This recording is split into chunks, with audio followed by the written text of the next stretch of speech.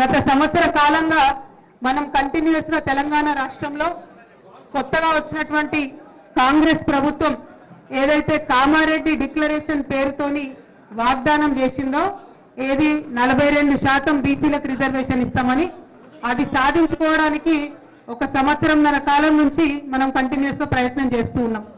అందులో భాగంగా అనేక రౌండ్ టేబుల్ సమావేశాలు పెట్టడం, డెడికేటెడ్ బీసీ కమిషన్ ఏర్పాటు చేయడం కోసం కొట్లాడడం, డెడికేటెడ్ బీసీ కమిషన్ ఏర్పాటైన తర్వాత వాళ్లకు రిపోర్ట్ ఇచ్చి మరి బీసీల స్థితిగతులు ఎట్లున్నాయి, బీసీలకు రిజర్వేషన్లు ఎందుకు పెంచాలి అనేటటువంటి అంశాల మీద మాట్లాడడం, ఆ తర్వాత ప్రభుత్వ పెద్దలు మరి నిర్లక్ష్యం వహిస్తున్నారు, కులగణన జరిగినప్పుడు సరిగ్గా పద్ధతులు పాటించలేదంటే కులగణన దాని లోపల జరిగినటువంటి లోపాలను అవన్నీ ఎండగట్టడం, ఆ తర్వాత కులగణను పెంపొందించడం కోసం కూడా ప్రయత్నం చేయడం, దానివల్ల ప్రభుత్వం కూడా ఇంకొక 15 రోజులు మరి గడువు పెంచడం జరిగింది.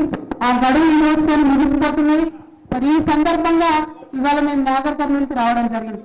మీ అందరికీ తెలుసు, మన భారతదేశానికి స్వతంత్రం వచ్చినప్పుడు 1947లో ఒక 3 ఏళ్ల పాటు రాజ్యాంగాన్ని రచించింది.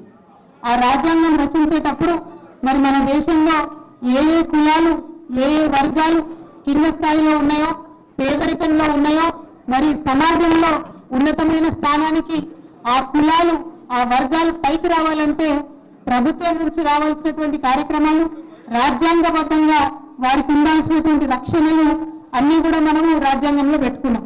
దానికి బెస్ట్ ఉదాహరణ ఏంటిది? ఎస్సీలకు రిజర్వేషన్లు, ఎస్టీలకు రిజర్వేషన్లు. దానితో ఒక రక్షణ వచ్చింది.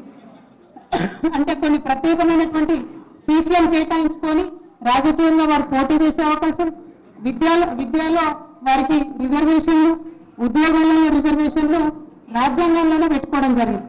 దాంతో ఏమైంది? 76-77 ఏళ్ళు అవుతుంది అలాంటి మనకు స్వాతంత్రం వచ్చి. ఎస్సీ ఎస్టీలకు కనీసం చదువులు, పదవులు, ఉద్యోగాలు దక్కినాయంటే కేవలం రాజ్యాంగంలో ఆనాడు మనం పెట్టుకున్నటువంటి రక్షణల వల్లనే దక్కినాయి అన్నటువంటిది మాత్రం మనం కాదని లేనటువంటి వాస్తవం. మరి వాళ్ళ బీసీలందరూ బాధపడేది ఏంటిది? ఆనాడు అంబేద్కర్ గారు పెద్దలందరూ ఆలోచించి మరి రాజ్యాంగంలో ఎస్సీ ఎస్టీలకు రక్షణలు పెట్టిండ్రు.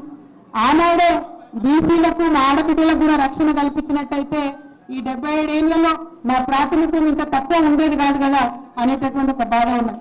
ఇవాళ మీరు మహిళలకు చూసుకోండి, ఎంతమంది ఉన్నారు పార్లమెంట్ లో, ఎంతమంది ఉన్నారు అసెంబ్లీలో? కనీసం 10-11% మంది కూడా లేరు. ఇవాళ మీరు పార్లమెంట్ చూడండి, అసెంబ్లీ చూడండి, ఎంతమంది ఉన్నారు బీసీలు? చూసుకుంటే జనాభా ప్రాతిపదికన ఏమాత్రం కూడా సరిపోయినటువంటి రేషియోలో మరి బీసీలు ఉన్నారు. సో అవన్నీ ఇప్పుడు ఆలోచించినప్పుడు ఏమనిపిస్తుందంటే బీసీలకు కూడా రాజ్యాంగంలోనే రక్షణ కల్పించుంటే మన దేశం అమెరికా ఎట్లా అభివృద్ధి అయిందో ఆల్మోస్ట్ ఆ స్థాయిలో అభివృద్ధి అయి ఉండేదని ఇప్పటికి కూడా అనిపిస్తుంది. కానీ ఇప్పటికైనా మరి మనం మేలుకున్నాం కాబట్టి ఖచ్చితంగా బీసీలకు రాజ్యాంగపరంగా హక్కు రావాలనేటటువంటి ఆలోచనతోని అందరం బయలుదేరాం. మరి బయలుదేరిన క్రమంలో అడ్డంకులు ఏముంటాయి? మొదలు రాజ్యాంగంలో రక్షణ ఇవ్వాలంటే అసలు ఎంతమంది బీసీలు ఉన్నామో తెలవాలి. బీసీలు ఎంతమంది ఉన్నామో తెలవాలంటే జనాభా లెక్కలు జరగాలి. ఆ జరిగిన జనాభా లెక్కల్లో బీసీలు ఎంతమంది ఉన్నారో అని ప్రత్యేకంగా లెక్క పెట్టాలి.